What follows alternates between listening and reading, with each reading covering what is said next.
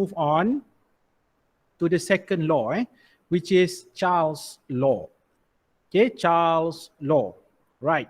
So before saya proceed dengan Charles' law ni, kita tengok dulu satu eksperimen. Satu eksperimen guys. Jadi macam ni. Sekarang ni kita ada suatu capillary tube. Capillary tube. And apa yang kita buat, this capillary tube kita masukkan mercury.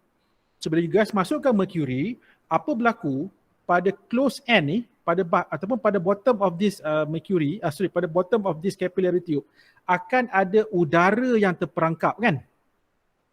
Akan ada udara yang terperangkap ataupun akan ada gas, trap gas, gas yang terperangkap dekat sini. Dia tak boleh keluar lah sebab dihalang oleh mercury tu. Okay guys, jadi sekarang ni apa yang berlaku, katakanlah this capillary tube ni kita buat apa tahu? Kita pergi panaskan dia. Guys, kita panaskan dia. So guys, nampak tak apa jadi? Apa jadi? Apa jadi guys? Apa you guys nampak kat sini? Cepat. Apa you guys Gas nampak? meningkat. Apa? Gasnya meningkat. Gasnya meningkat. Sekejap. Saya cuba nak memahami. Gas dia meningkat. Apa maksud gas meningkat? Isi padu gas. Warna kuning. Bukan gas meningkat. Bukan gas meningkat. Volume of gas bertambah ataupun meningkat. Bukan gas meningkat. Kalau sebut gas meningkat ni macam susah nak faham benda tu kan. Saya betulkan bukan gas meningkat tetapi volume of gas, isi padu gas tu bertambah. Nampak tak? Asalnya katakanlah ini sebelum kita panaskan isi padu dia V1. Tapi lepas kita panaskan isi padu gas dah jadi V2. Dan V2 ni sebenarnya adalah lebih besar daripada V1. So sekarang kita nak tengok kenapa jadi macam ni. Kan kenapa tiba-tiba volume gas jadi bertambah apabila kita panaskan gas tersebut kan? Sebenarnya to explain this guys, ada kaitan dengan Charles' law. Okay, ada kaitan dengan Charles' law. Right, so saya explain Charles' law dulu. Okay, dia macam ni tau guys. Charles' law, dia berbeza dengan Boyle's. Boyle's law. Boyle's law dia menghubungkan volume of gas dengan pressure of gas. Tetapi di dalam Charles' law ini, dia lebih kepada apa hubungan di antara volume of gas dengan temperature of gas. Ataupun lebih tepat lagi, absolute temperature of gas. Okay, jadi according to Charles' law guys, dia kata apa? At constant pressure, nampak tak berbeza dengan Boyle? Boyle at constant temperature. Tapi untuk Charles' law ni to be applied, so pressure mesti constant. Contohnya macam ni kan. Kalau guys tengok tadi, capillary tube ni, kan, kenapa pressure dia constant? Sebab kita lakukan this experiment pada atmospheric pressure. Betul tak? Maksudnya ni, bahagian di atas mercury ni guys, dia terdedah kepada apa? Ni bahagian atas ni. Dia terdedah kepada atmospheric pressure. Jadi saya nak tanya, atmospheric pressure dekat mercury sini dengan dekat sini sama tak? Sama. Kan? Still, dia terdedah kepada atmospheric pressure. So meaning that dia punya condition dia, pressure adalah constant. Dua-dua keadaan ini, kita cuba ubah apa? Kita cuba ubah temperature saja. Mole of gas kita ubah tak? Guys, bila kita panaskan, bilangan mole gas berubah tak? Saya nak tanya, bilangan mole gas berubah tak? Tak. Tak berubah. Guys, tak berubah. Maksudnya dia macam ni tau. Dia sama seperti kita buat untuk Boyle's tadi lah. Kan Boyle's tadi, walaupun kita kurangkan volume by applying, kita compress kan. Ataupun you guys, tingkatkan volume, kita kurangkan dia punya volume. Still, bilangan mole gas tak berubah. Sama juga dalam kes ni guys. Katakanlah dalam capillary tube ni, ada let's say 10 mole, ada 10 mole gas yang terperangkap dalam tu. So bila kita panaskan, molekul gas yang panas ini masih lagi bilangan dia 10 mol juga. Bukannya bila kita panaskan, apa berlaku, gas molekul dia beranak lagi banyak. Tak. Dia tetap 10 mol juga. Okay? Dia tetap 10 mol. So that's why kita katakan dalam kes ini, pressure constant, mole of gas juga constant. Sekarang yang berubah apa? Yang berubah dua saja. Nampak tak? Kita masih lagi apply 4 variable tu. Pressure, volume, mole, temperature. Cuma dalam kes ni yang constant pressure dengan mole. Kita tengok apa hubungan antara volume of gas dengan temperature of gas kan. So right now, so itulah yang dikatakan oleh Charles Law ni guys. Jadi Charles Law kata at constant pressure, the volume occupied by a fixed amount of gas. Itulah statement yang menyatakan mole itu tak berubah. Fixed amount maksudnya bilangan mole of gas tu fix, dah ditetapkan. 10 lah, 20 lah, 100 lah. Dia tak berubah. Okay, and then is directly proportional. Berkadar langsung to its absolute temperature. Kejap lagi saya akan explain apa maksud absolute temperature ni, suhu mutlak. Okay, suhu mutlak. Itu maksud absolute temperature. Nanti saya akan explain apakah dimaksudkan dengan this absolute temperature. Okay, so daripada Charles Law ni guys, kita tahulah bahawa apabila gas tu dipanaskan, sebab tu gas akan expand. Kenapa gas expand sebenarnya? Kan sebab bila gas dipanaskan, apa berlaku? These gas particles akan absorb heat kan? Akan absorb heat from the haba yang dibekalkan tu. So dia akan convert heat itu kepada apa? Dia akan convert heat itu kepada kinetic energy. Kan? Jadi apa akan berlaku? Gas particles tadi akan mempunyai higher kinetic energy. So bila higher kinetic energy, apa berlaku guys? Dia akan meningkatkan gas pressure. So gas pressure inilah yang akan menyebabkan gas itu akan expand. Kan? Sehinggalah gas pressure akan sama dengan atmospheric pressure dekat luar. Barulah expansion itu akan terhenti. Selagi mana gas dalam, pressure gas tak sama dengan atmospheric pressure, selagi itulah gas itu akan keep on expanding. Sampailah pressure of gas sama dengan atmospheric pressure. Itu yang case di mana guys, kalau macam balon kan. So bila contoh kalau balon kalau you guys letak kat tengah panas, kenapa dia akan meletup? Sebab balon itu tak mampu nak menampung proses pengembangan gas tadi. Supaya pressure dalam tu sama dengan atmospheric pressure. That's why dia akan burst kan, dia akan meletup, dia akan pop kan. So itu apa yang berlaku sebenarnya. Okay, dan kalau guys nak tahu siapakah di sebalik Charles Law ini, inilah orangnya guys. Saya tak jumpa gambar lain. Ini je yang saya jumpa gambar dia guys. Okay, dia tak ada gambar yang lebih jelas. So inilah dia orangnya. Kalau siapa yang nak kenal lah kan. Inilah nama dia guys. Mr. Jacques Alexander Caesar Charles. Dia seorang berbangsa Perancis, French physicist. Dia memperkenalkan kepada kita Charles Law ini. Okay. Alright, kita teruskan. Okay, sekarang kita tengok dia punya equation dia. Right, jadi according to Charles Law tadi, Charles Law states that volume of gas adalah directly proportional to the absolute temperature dengan syarat pressure dan juga mole of gas mestilah constant. Okay, dan daripada sini guys, kita akan dapati apa? Volume divide by temperature, kita akan dapat suatu nilai yang constant.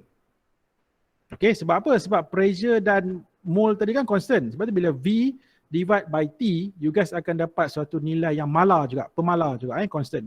And daripada sini guys, itulah datangnya this relationship. V1 over T1 equals to V2 over T2. Tapi kalau you guys nak guna ni, this relationship, remember pressure of gas dan juga mole mestilah constant. Baru kita boleh apply this Charles Law. Okay. So now let's look at the graph. Kita tengok pada graph. Dan sebelum saya pergi pada graph untuk Charles Law, ingat guys, untuk Charles Law ini, temperature, ingat temperature apabila kita nak buat calculation, temperature itu must be in Kelvin. Guys, mesti kena dalam unit Kelvin. Siapa tahu macam mana nak tukar Celsius kepada Kelvin? Guys, macam nak tukar Celsius kepada Kelvin? Siapa masih ingat macam mana nak convert from Celsius? Katakanlah you ada 1 darjah Celsius. Macam mana kita nak convert 1 darjah Celsius kepada Kelvin? Tambah berapa? 273. Okey, sebenarnya kalau you guys nak yang lebih tepat lagi, 273.15. Ini yang paling yang more accurate. More accurate is 273.15. Tapi sebenarnya kalau you buat 273 pun diterima juga. Cuma saya cerita ni yang lebih tepat lah. Yang lebih tepat gunakan 273.15. Especially masa you guys buat calculation lah. So at least you punya final answer tu nanti tak adalah dilari jauh sangat.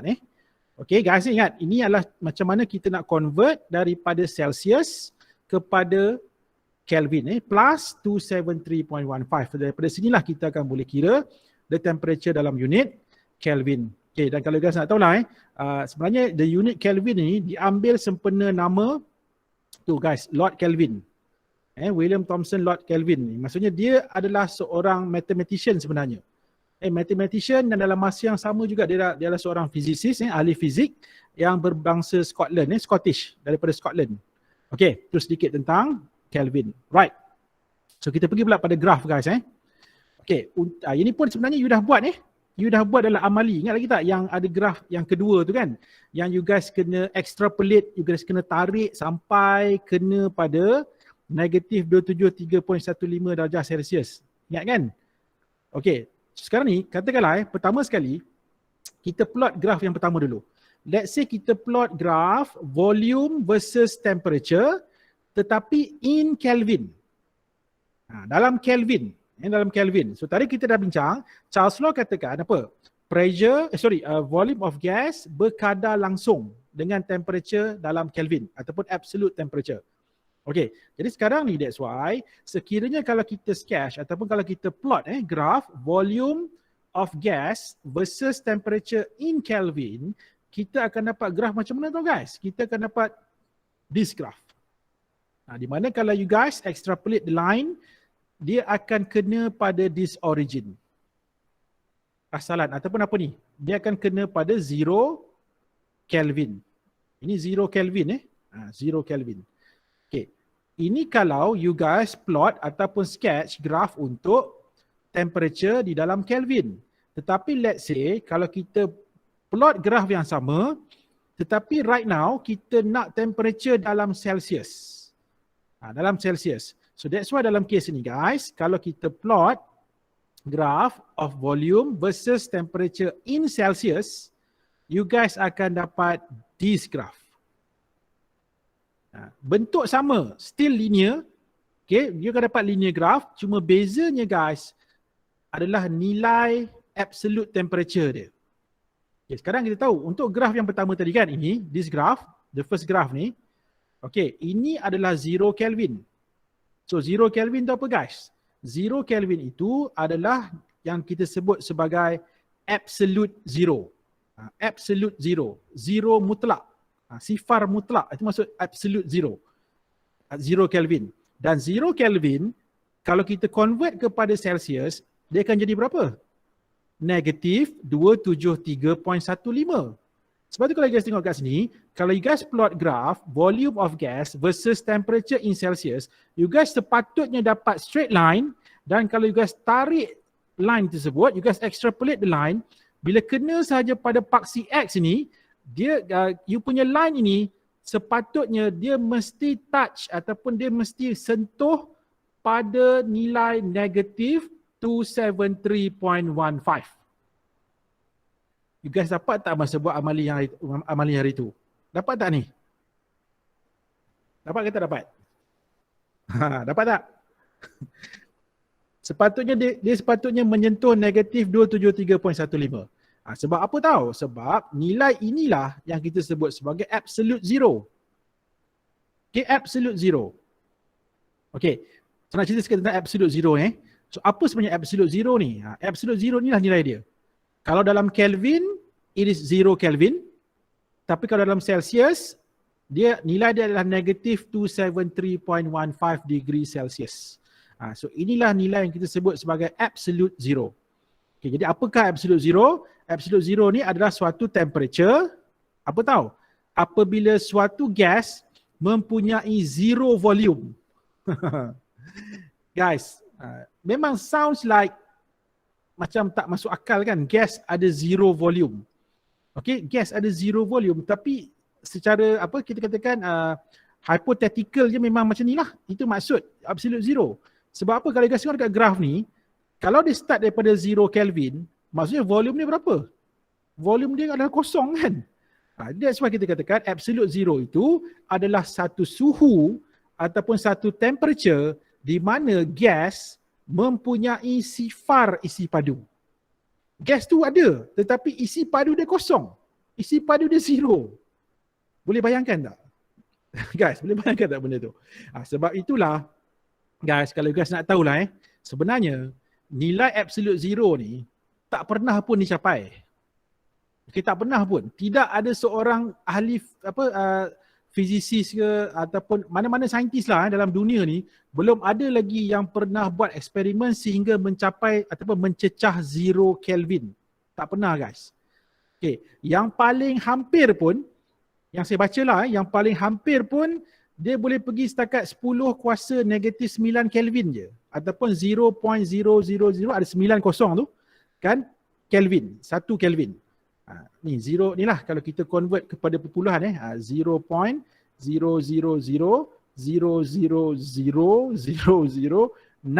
Kelvin. Ini yang paling hampir.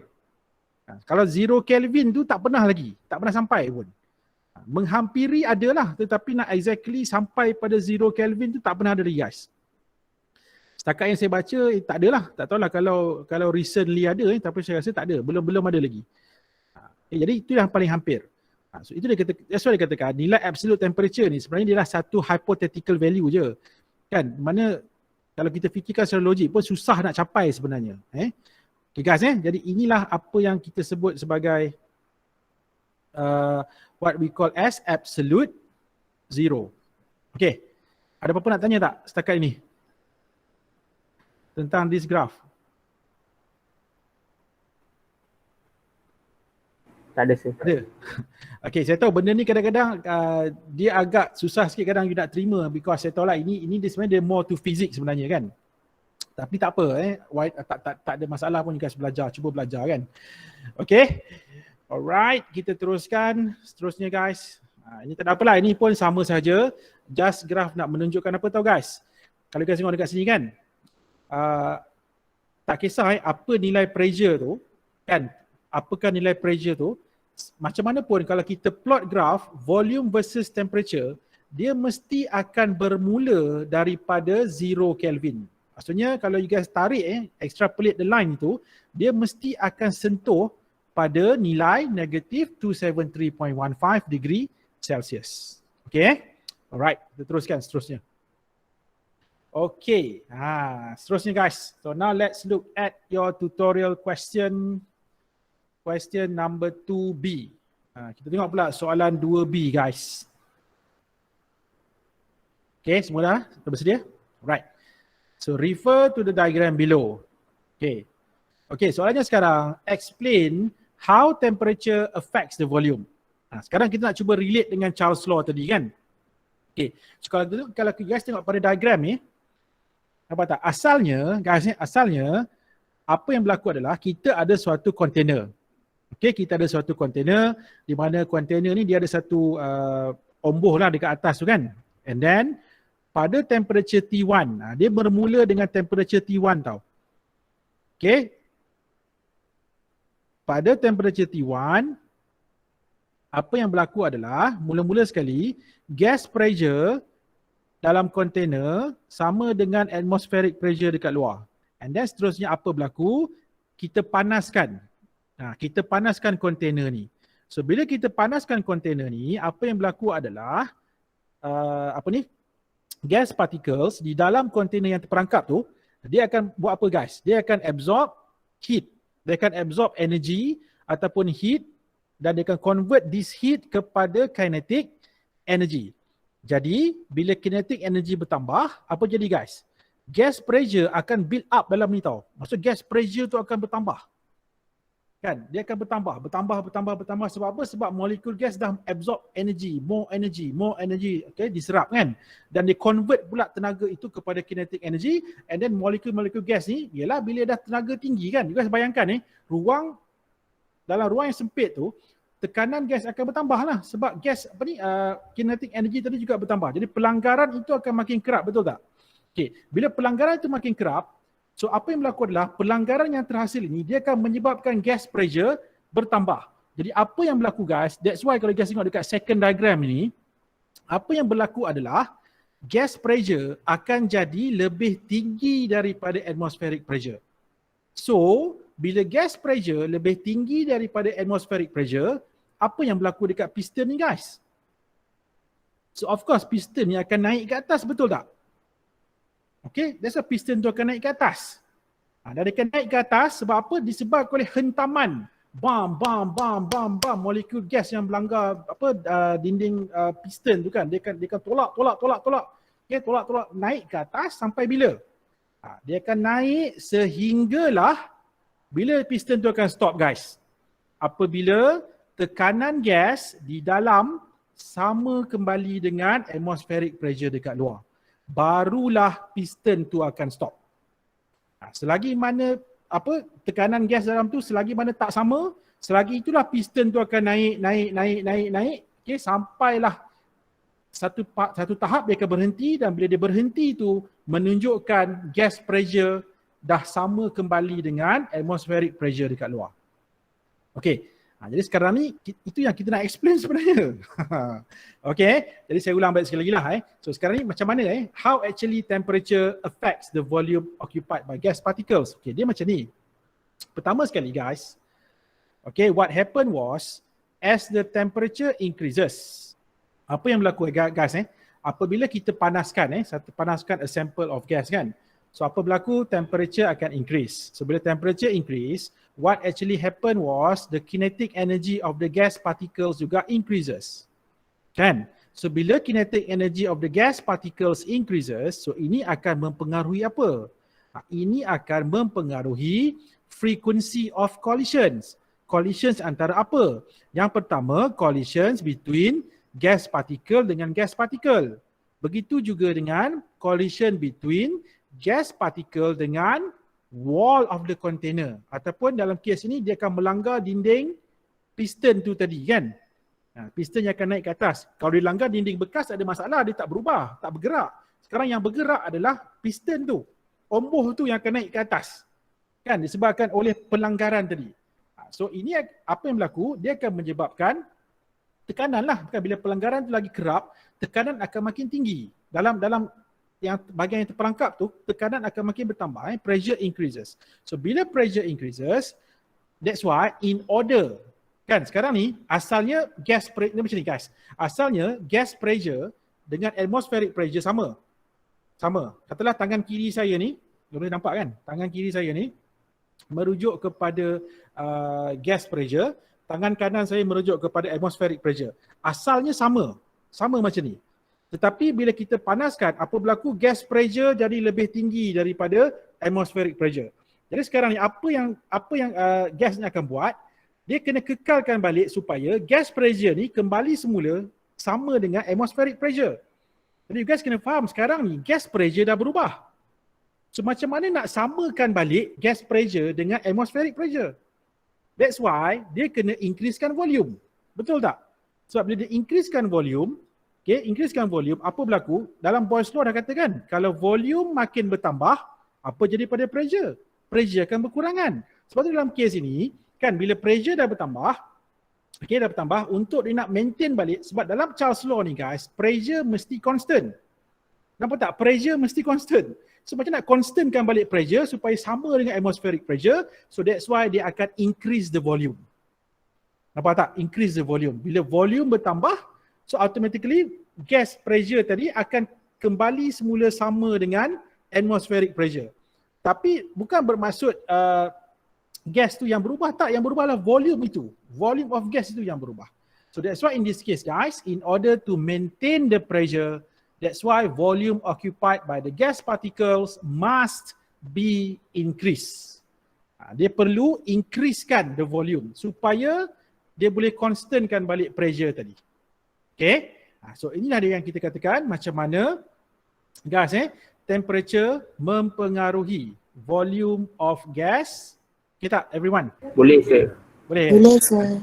Sebab ni memang macam ni guys, topik gas ni selain daripada kita buat calculation, dia ada juga parts di mana yang memerlukan you guys kena buat explanation tau. Jadi you guys kena bersedia lah untuk soalan-soalan yang macam ni, memang akan ada. Memang akan ada soalan yang dia akan minta you guys terangkan instead of calculation, akan ada soalan yang berbentuk explanation, di mana you guys kena detailkanlah. Dalam kes ni, dalam contoh soalan ni diminta macam mana kita nak tunjukkan bahawa temperature itu sebenarnya boleh mempengaruhi volume of gas. Alright, so kita teruskan guys. Okay, kita pergi 2C pula. 2C ni lebih kepada calculation. Kepada calculation. Okay, so calculation yang melibatkan application of Charles Law. Alright. Okay guys, sekali lagi. Cuba kita identify 4 variable tadi. P, V, and T. Ataupun saya suka sebut PUVnet. Ni PUVnet. P, V, and T ni. Right. So kita tengok. Pressure. Diberi tak dalam soalan? Nampak? Pressure while the pressure maintain. Nampak? Pressure diberi. Okay. And then volume. Volume yang kita nak kira kan. See? Volume yang kita nak kira. And then dia beritahu apa lagi kat sini? A sample of dry air is cool from 145 degrees Celsius to 22 degrees Celsius. Maksudnya temperature juga diberi. Dan temperature berubah kan? Temperature berubah. Pressure maintain. Maksud dalam kes ini pressure constant. Apa lagi yang constant? Mole guys. Mole juga adalah constant. Dan soalannya sekarang, apakah volume? Nampak tak? Macam mana pun pusinglah kod mana sekalipun, mesti dia akan melibatkan 4 variables ni. Kan? Pressure, volume, mole of gas, temperature of gas. Cuma dalam case application of Charles Law, apa yang kena constant? Pressure dengan mole. So daripada situlah kita boleh kenal pasti. Sebab kadang-kadang yang menjadi masalah kepada students biasanya kan, macam you all kan, untuk student ni, kadang you guys kadang tak pasti tau macam mana kita nak tahu masa bila nak apply Boyle's Law, masa bila nak apply Charles Law kan. So dalam kes ni guys, itu yang you guys kena identify 4 variable ni. Daripada 4 variable ni, kita tengok mana yang constant, mana yang berubah. So daripada situ kita dah boleh detect sama ada kita kena apply Boyle's Law ke ataupun kita kena apply Charles Law. Okay? Dalam kes ini apa yang berubah adalah volume dan temperature. Dan kita tahu apa hubungan antara volume dan temperature. Kan dah hubungan itu telah pun dijelaskan tadi melalui Charles Law. So that's why dalam kes ini, to solve this problem guys, we need to apply Charles Law. Okay, so now let's look at how to solve for this. Okay, so sekarang ni guys, so these are the given informations. Ni semua ni. Nampak dia dah bagi T1. Okay, T1 given. V1 given. T2 given. Yang kita nak kira adalah V2 guys. Okay, V2. Right. So, saya dah bagi tahu dalam soalan ini, sebab kita kena apply Charles Law kan. So, bila nak apply Charles Law, guys, remember, temperature kita kena convert kepada Kelvin. Nampak tak? T1 daripada 145, you guys convert kepada Kelvin. So, kita akan dapat ini. And then 22 degree Celsius, so kalau kita convert kepada Kelvin, you guys akan dapat 295.15 Kelvin. Okay guys ingat, application of Charles Law mesti guna temperature dalam unit Kelvin. Okay. Okay, semua? Right, and then kita akan cuba solve this problem kan. Jadi by applying Charles Law, so Charles Law kata apa tadi?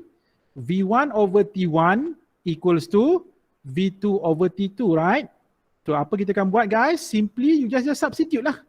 Substitute the given values ke dalam this equation. So bila kita substitute all the values, we are going to get this. Nampak? Jadi yang kita nak kira apa?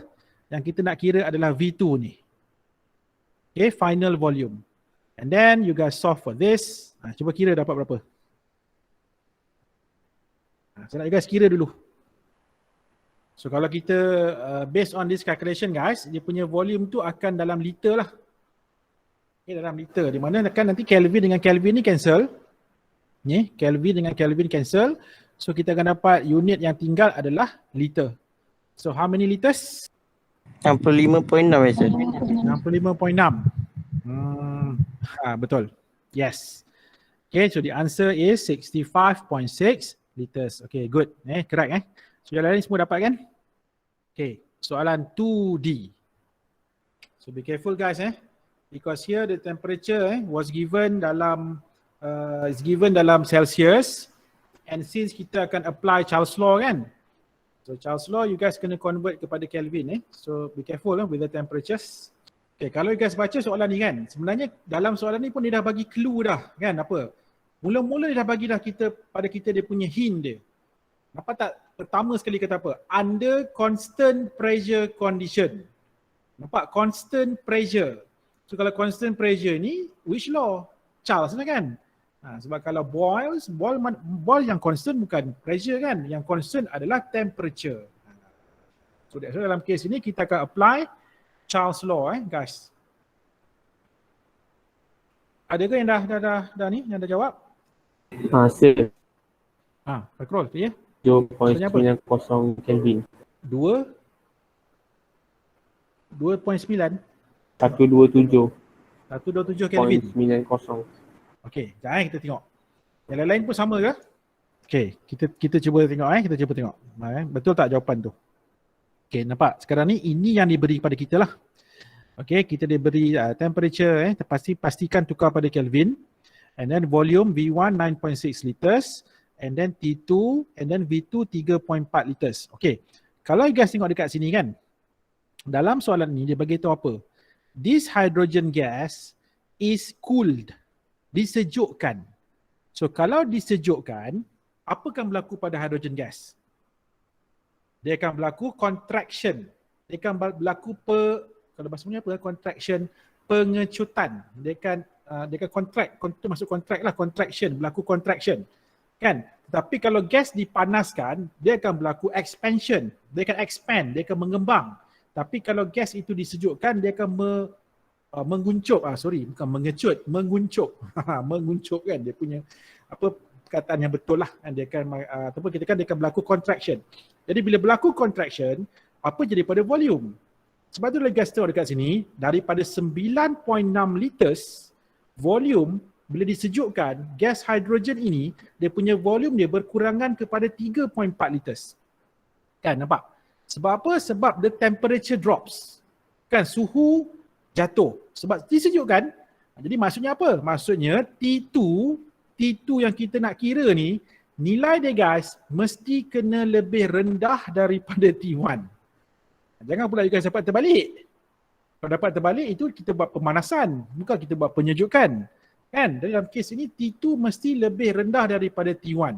Cuma sekarang kita nak tengok kalau dalam Celsius berapa, kalau dalam Kelvin berapa kita akan dapat kan? Okay, so apa kita akan buat? Kita akan apply Charles law. So by applying Charles law, and then you V1 over T1 equals to V2 over T2, you guys substitute all the given values into this equation, and then you guys solve for T2. So the value of T2 that you guys should get in Kelvin adalah, betul lah, yang Fakrul cakap tadi 127.9. Okay, 127.9 Kelvin. So itulah dia temperature. Ataupun kalau kita tukar kepada Celsius berapa? Guys, kalau tukar kepada Celsius berapa Celsius? Negatif 145. Betul. Jadi macam nak tukar? Kita kena, ingat lagi tak Celsius, Kelvin nak tukar pada Celsius macam mana? Tambah negatif 273.15 kan? Jadi kita akan dapat negatif 145.25 degree Celsius guys. Itu dalam Celsius. Dalam Celsius, bukan dalam Kelvin. Kelvin 127.9 Kelvin. Dalam Celsius kita akan dapat suatu nilai yang negatif. Right. So guys, nampak? Ini dah dikatakan application of Charles law.